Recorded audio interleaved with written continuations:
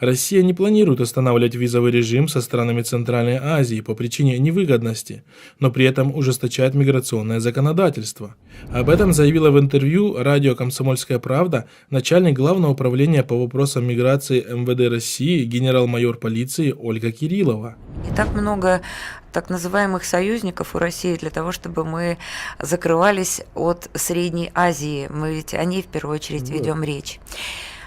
Нужно понимать, что основной поток въезжающих в Российскую Федерацию трудовых мигрантов – это люди, которые едут к нам в поисках более надежной, благополучной жизни. Они хотят заработать и помочь своим семьям.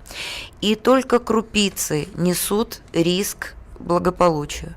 Вот эти крупицы мы как раз и должны сделать, им въехать, этим крупицам, недоступным, для чего на границах нужно проходить будет тотальный контроль. Также Кириллова сообщила, что на сегодняшний день в России находится около 9,5 миллионов иностранных граждан, причем половина из них – выходцы из Центральной Азии. Эксперты отмечают, что в случае установления визового режима со странами Центральной Азии ущерб российской экономике будет огромным. И именно это заставляет Москву терпеть наплыв мигрантов, которые год от года исламизируются и неизбежно оказывают влияние на мусульман в самой России. Именно это, по мнению специалистов, и является причиной ужесточения миграционного законодательства со стороны властей РФ.